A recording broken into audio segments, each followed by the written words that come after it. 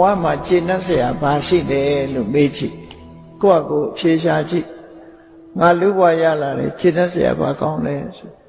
ဘဝကိုအကြောင်းပြုပြီးစိတ်ချမ်းသာမှုကိုယ်ချမ်းသာမှုရတာဆိုလို့ရှိရင်ဒါဘဝရဲ့ကျေနပ်เสียပဲဘဝကိုအခြေခံပြီးတော့ကုသိုလ်ကောင်းမှုတွေလုပ်ခွင့်ရတယ်ဒါနလုပ်ခွင့်ရတယ်သီလဆောက်တည်ခွင့်ရတယ်ပါရမီကုသိုလ်တွေဖြစ်အောင်လုပ်ခွင့်ရဒါကောင်းကွက်လို့ခေါ်တယ်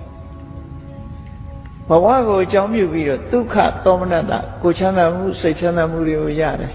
ဒါဘဝရဲ့ခြေနှက်เสียအတ္တရာလို့ခေါ်တယ်ဒါဖြင့်အဲ့ဒါတွေရှိတာလားလို့ဆက်တွေးကြည့်လိုက်ဘဝဟာအနိစ္စသာဝရတည်မြဲနေမှာမဟုတ်ဘူးရုပ်လှတဲ့ပုဂ္ဂိုလ်ကလည်းပဲလှပတဲ့ရုပ်ကလေးကမြဲနေမှာမဟုတ်ဘူးနုပြိုတဲ့ပုဂ္ဂိုလ်ကလည်းဒီနုပြိုမှုတွေကစင်သာဝရမဟုတ်ဘူးနော်အဲ့ဒီအရာခတ်သိမ်းဟာပြောင်းလဲပြီးတော့နေတာဖြစ်သောကြောင့်လှပတဲ့ပုဂ္ဂိုလ်ကလည်းမလှမပဖြစ်သွားမှာပဲ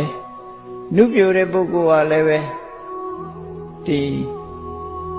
ကျမ်းတန်ရင်ရောဥမင်းနဲ့အသင်္တရံတွေရရှိလာမှာပဲဖြစ်တဲ့ကျမ်းမာနေတဲ့ပုဂ္ဂိုလ်ကလည်းအစဉ်ကျမ်းမာမှာမဟုတ်ဘူးမကျမ်းမာမှာယောဂဝေဒနာရတဲ့အချိန်ဆိုတာရှိတယ်အစဉ်သာဝရလူတွေဟာကျမ်းမာပြီးဖြတ်လက်ပြီးအစဉ်သာဝရပျော်ရွှင်နေသလားလို့ဆိုမဟုတ်ဘူးမပျော်ရွှင်ရမယ့်အချိန်ခါမျိုးတွေလည်းဖြစ်လာတယ်ဆိုဘယ်ရာမှမမြဲဘူးဆိုတဲ့ဝိပရိနာမဓမ္မအစိုးဘက်ကိုပြောင်းနေတဲ့သဘောတွေဟာဘဝမှာခြေနှက်เสียမကောင်းတာတွေပဲခြေနှက်เสียကြီးလည်းမတွေးနဲ့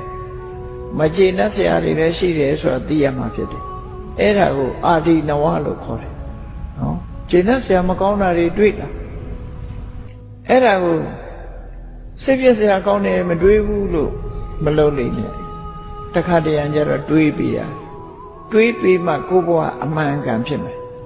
မတွေးပဲနေတဲ့ပုဂ္ဂိုလ်ဟာခေါင်းပင်ဆပြင်းလေးဖြူတာနဲ့ပဲစိတ်သောကတွေဖြစ်ပြီးတော့ဒုက္ခရောက်တတ်တယ်ပေါ့ကိုယ်စိတ်ကိုမနိုင်တဲ့အနေထားမျိုးရောက်သွားတယ်ကျွတ်တင်ပြီးတော့စဉ်းစားထားတဲ့ပုဂ္ဂိုလ်ဟာနှစ်ဖူးတွေဒူးတွေတွေ့လာတဲ့အခါမှာခန္ဓာရည်တွေရှိတာခန္ဓာရည်ရှိဒါကြောင့်ခန္ဓာရည်ရှိအောင်အကောင်းဆုံးကိုမျှော်လင့်ထားသလိုအဆိုးဆုံးကိုလည်းရင်ဆိုင်ဖို့